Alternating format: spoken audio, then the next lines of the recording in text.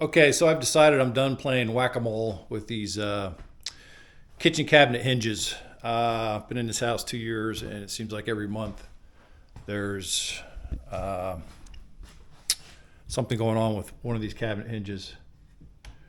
Uh, like that.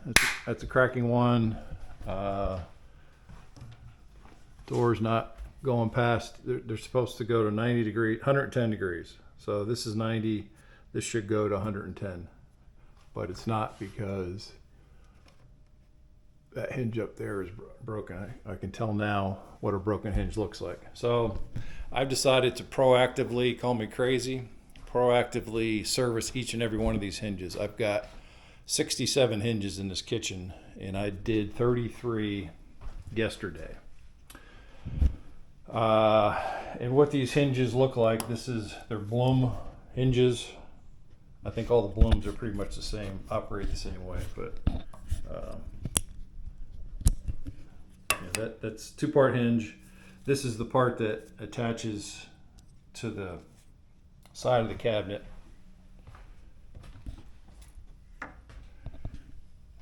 Here, and then this is where all the action is. This is where the spring-loaded mechanism is that makes it work, and this is just a screw that attaches the two pieces together. So I've been doing it two ways.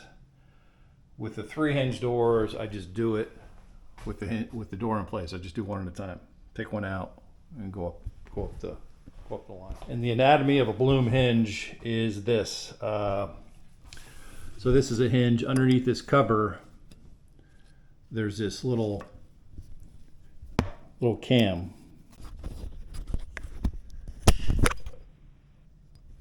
When this rotates, there's two spring-loaded plungers down in here, and here. This is with the cover off. These little plungers sit down in this hole. And what happens is, this is a used one. The springs they just lock up. And once they stop springing, it's a really tight spring to begin with. It breaks this cam piece. So this cam piece is broken. There's a piece missing from it, big piece right here, and then the hinge just doesn't do anything. It just flops around. It doesn't go past. Stops it from going past 90 degrees to the 110 degrees like it's supposed to. So what I've been doing on every hinge is popping this back off. Just go under here with a pick. Get under there's these two tabs here and here that lock this back in. So I go under the tabs, pop it up, and then what I get is this cover pops up, and then you get the two spring-loaded plungers in here, and these just lock up in here over time and put so much force on this cam that it just breaks. It snaps, and once it snaps, it's junk. So of the 33 I did yesterday, I think I replaced probably 10. About a third were actually broken. So I have a bag of 30 eBay hinges, used hinges that I got on eBay. So I'm replacing the broken ones with the used ones. But all of them, even if it's every hinge I use, I'm popping this back off, and I'm doing two things. I'm cleaning out this hole with silicone spray. So I'm spraying silicone spray in here. Then I'm running the spring in and out to clean the spring, clean the hole, and then I'm filling this hole with white lithium grease. And then you just press. After that, you just press the back on here.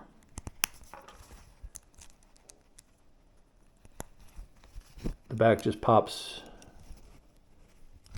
back on, kind of get the shoulder started inside the body, and then you can just press these sides back in, and then after it's all clean and greased, then it's good to go. This one's junk because it's broken. This should be snapping back and forth if this cam plastic piece wasn't broken. So this is what they look like after I'm done with them.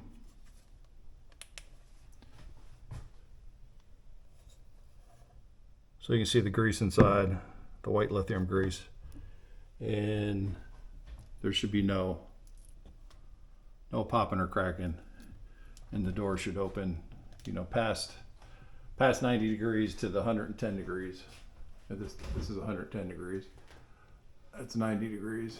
So it should go, the way the hinge is designed, it should open to 110 degrees, let you access everything in the cabinet, and then should close, without popping and cracking like these are ones I haven't done yet. That one only stays open to 90, and then it cracks every time we close it. So I'm about halfway done. Call me crazy, but I'm, like I said, just sick of dealing with a hinge every month. So I found a batch of 30 of these hinges on eBay, and for like $5 a piece used, and I'm servicing each one of those, popping the back off, greasing the springs, cleaning and greasing the springs before I put them back in.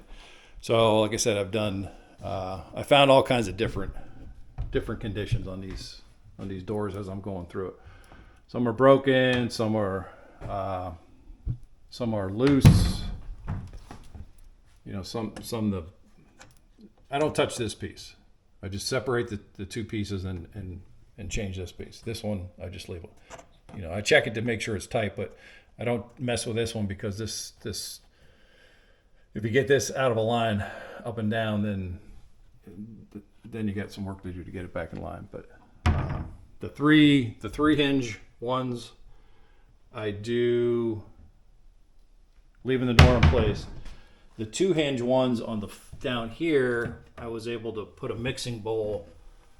Found a mixing bowl that's the same height as this, and I put a mixing bowl because with the 2 hinges, if you take one off, especially when you take the top one off, the door just wants to, fall this way. So I just put a mixing bowl under here, and I was able to do those without taking the door off. Now I'm gonna do, I don't know if I'll finish them today, but I'll show what I'm doing to these things. But these up here, I'm just gonna take the whole door down. It's just gonna be easier to take the door down. This one won't stay open. I can see this one's broken. Plastics. You can see the plastic's broken off here. That one, I guess, is still working, but that's as far as it'll stay open by itself. So, yeah, I'm just done messing with them. So I'm gonna continue on my process. Yeah, this. I thought about this a year ago, and I thought that's stupid. I'm not pulling 67 hinges off these cabinets. But after a year of just one popping up after another, I said, you know what? I'm retired. I get the time. I'm just gonna take my time. I think I spent 4 hours yesterday, got 33 done, and I'll show what the process is, how to service each hinge. So this is a 3 hinge door, which are the easier ones, because I don't have to take it down. I can just work on it here. It'd be easier to film as well. So first thing I do is separate the hinge. I'm going to reuse the screw and the little keeper piece, and then I'm removing just this piece.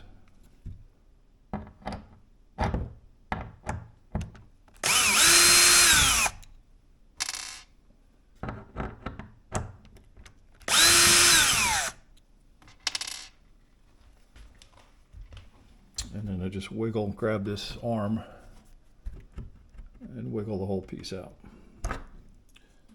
And this one is not broken, so they should snap shut like that. So I'm going to go show you how I service each end. Okay, the first thing you need to do is put a glove on, because if and when you slip, you don't poke a hole in your finger. So what I do is, on this side, I just stick my pick in here and grab under that cover and pop it up.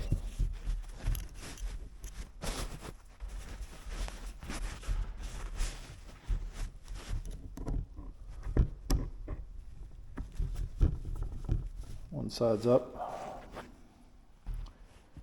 See the plunger exposed. And the other side's up. And then that cover will just pop off there. And watch you don't lose the springs. And then I pull the springs out. This one looks really good. This happens, and I noticed on these, the cabinet doors that don't get used a lot look a lot better. So these are a factor of how many times they get cycled. I think the more they get cycled, the worse they are. So I just take some silicone spray,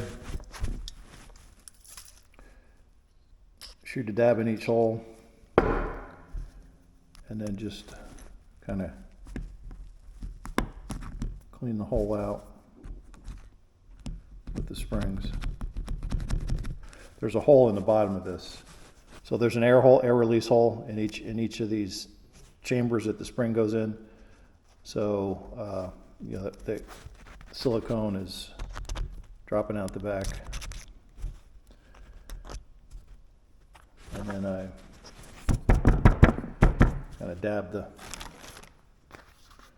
remaining silicone out of there. White lithium grease.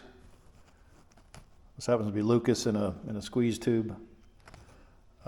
It's just what I have on hand. Multi-purpose. It's called multi-purpose white lithium grease. Seems to do the job. I think it shouldn't break down very fast. So I just squeeze a dab in there. I can hear the air pushing out that little hole in the bottom.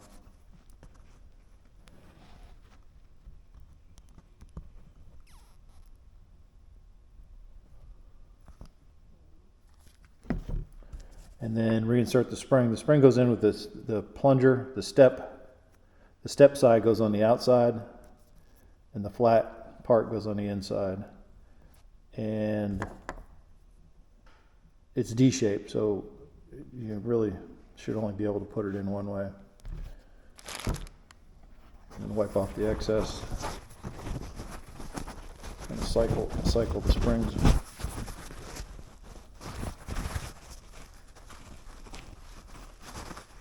Cycle it a few times.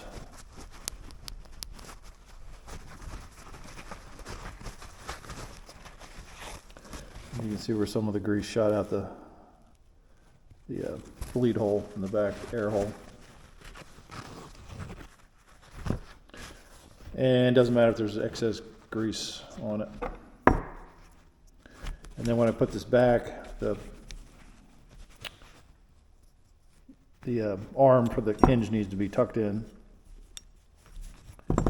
upside down, and then you just set this flat, not on an angle or it won't snap down. You kind of start these little tabs here on either side, and then you got to get the shoulder past this shoulder of the plunger. You got to get past the body of the hinge here. So you got to push that in till it seats on that shoulder, both sides.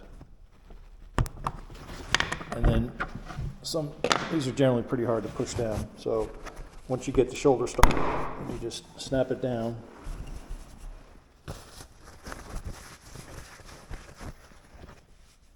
And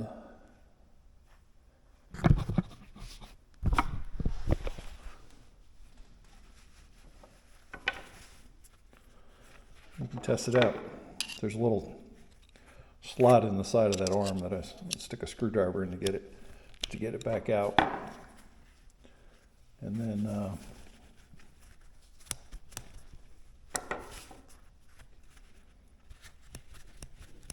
should be nice and smooth. And it should snap shut. All right, now it's ready to go back on.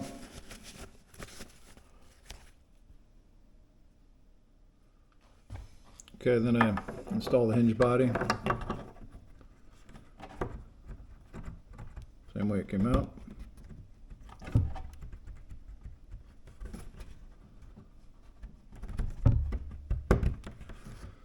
I do it with the arm retracted just so it's not in the way.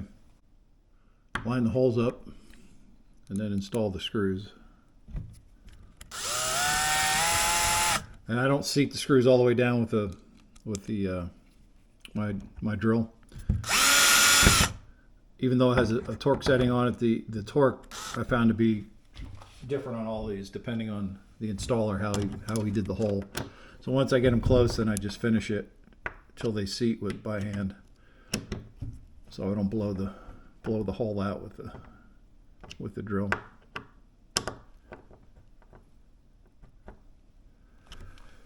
Then I think the hardest part is getting this arm back out.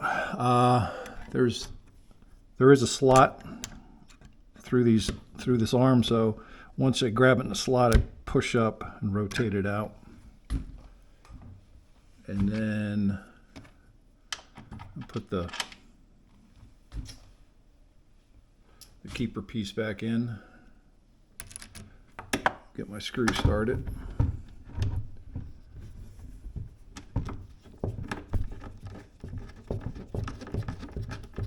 And you want this little block, holding block, all the way back, at least on mine. Maybe you can adjust it. That may be an adjustment in and out, but mine are all the way back. So there it is.